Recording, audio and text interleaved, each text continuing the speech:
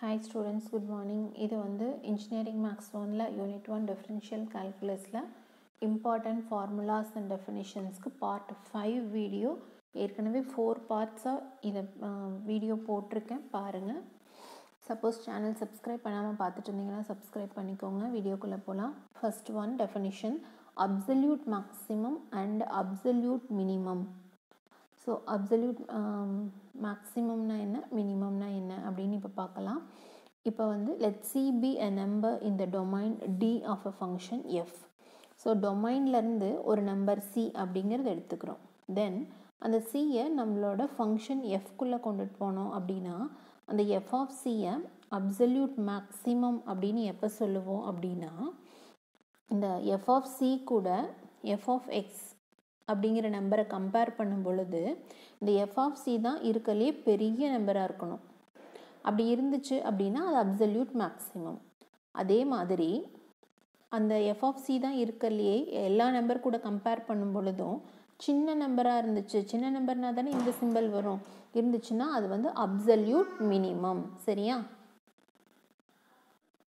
இப்போ அடுத்த டெஃபினிஷன் பார்த்தீங்க அப்படின்னா local maximum and local minimum.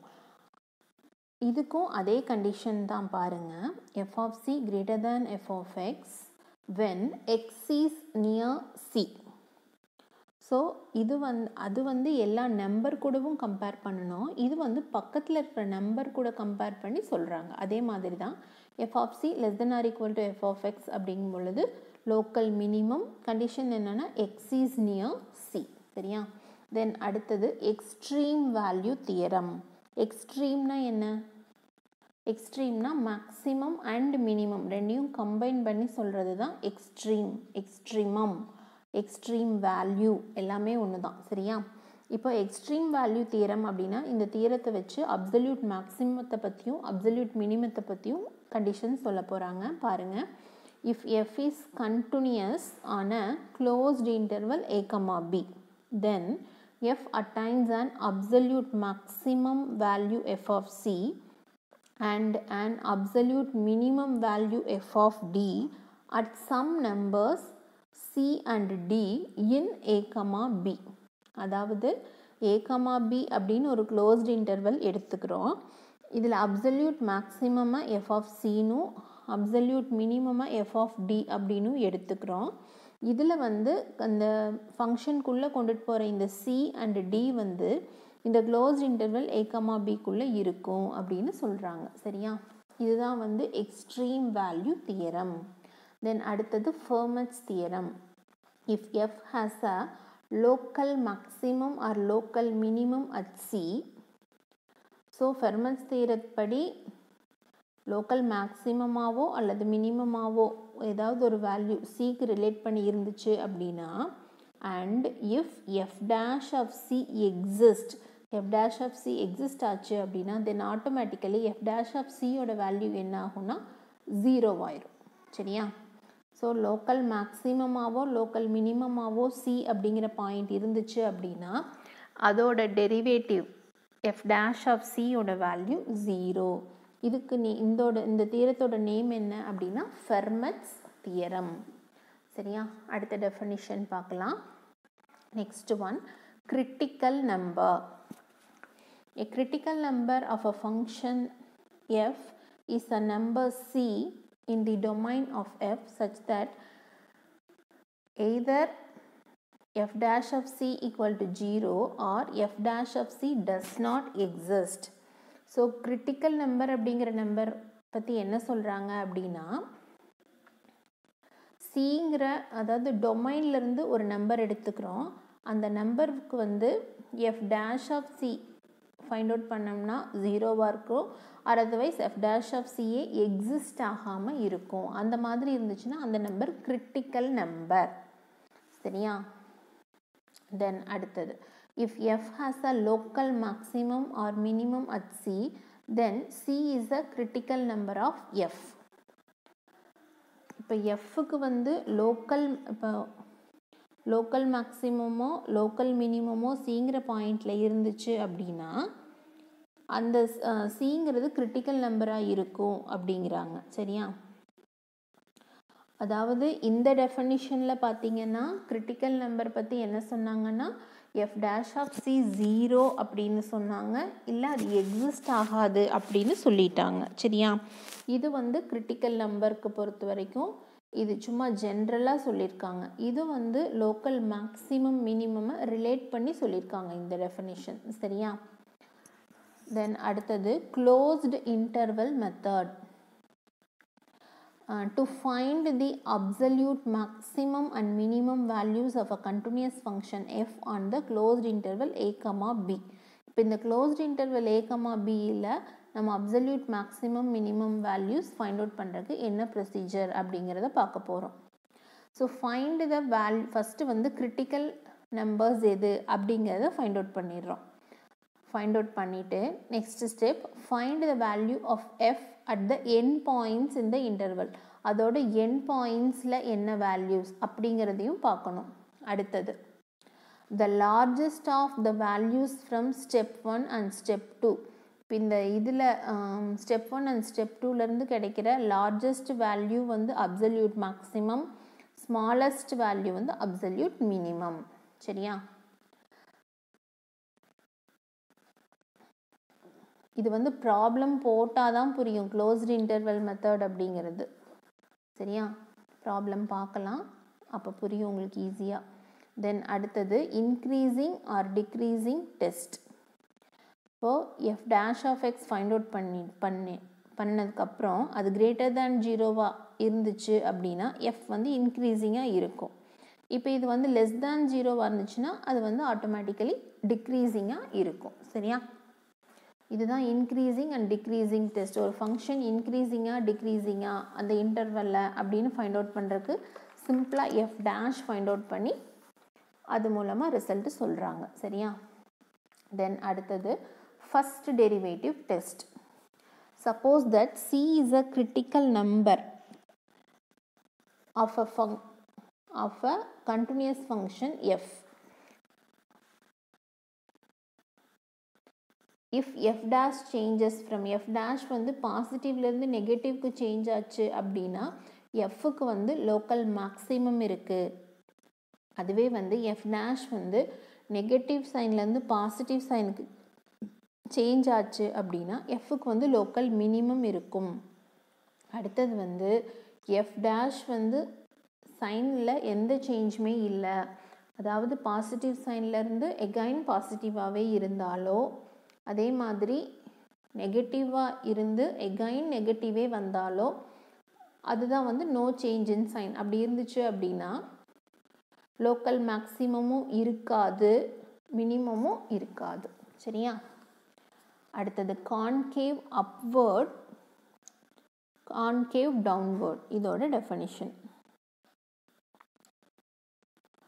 if the graph of f lies above all of its tangents on an interval I, then it is called concave upward on I.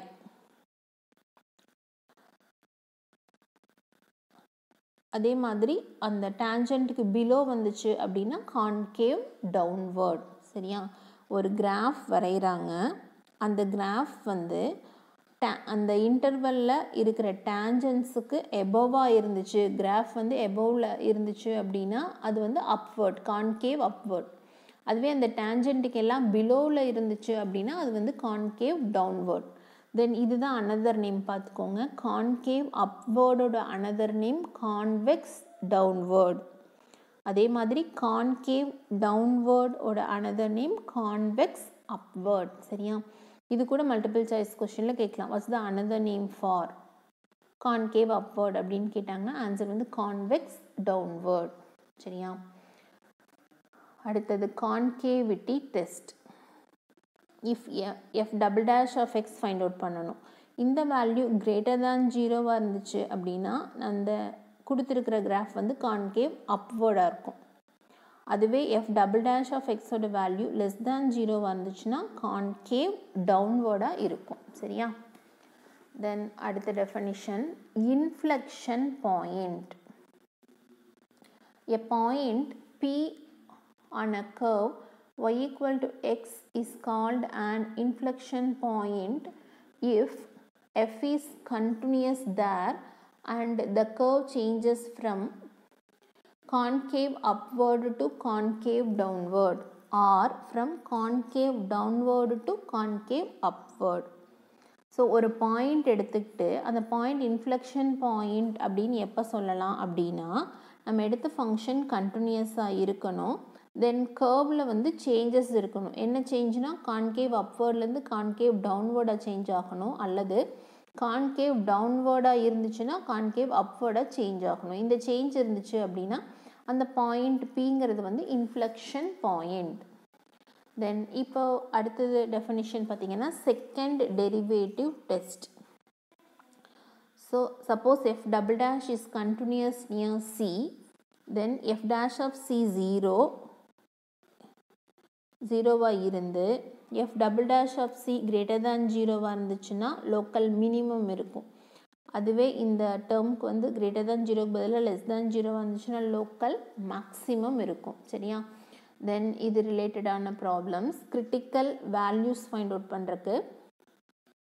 So critical numbers எப்போ occur ஆகும் அப்படின்னா f dash of X find out பண்ணி அதை equal to 0 போட்டு கிடைக்கிற result தான் வந்து critical number.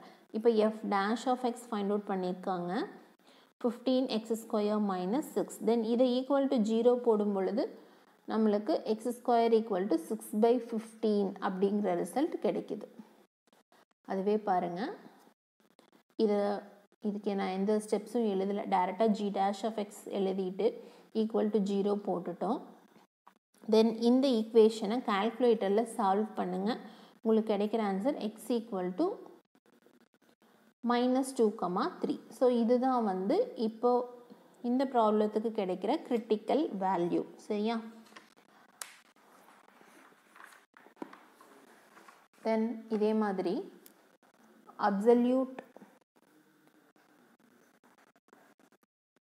find the absolute and local maximum and local minimum values of f.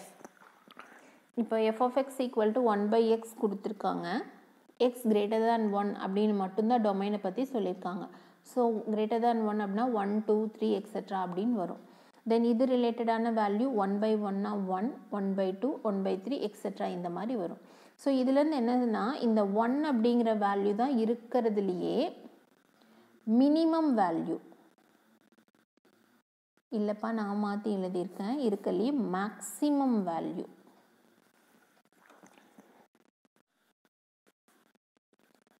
Maximum தான் வரும்பா. சரியா? 1 அப்படிங்கிறது தான் இருக்கலையே maximum value. So 1 is the absolute maximum. சரியா? தென் அடுத்தது sin x, லிமிட் வந்து 0 to π/2 கொடுத்துருக்காங்க. sin 0வோட வேல்யூ 0. தென் ரிமைனிங் வேல்யூஸ் இருக்குன்னு நம்மளுக்கு தெரியும். தென் இங்கே வந்து 0ங்கிறது தான் இருக்கலே மினிமம் வேல்யூ.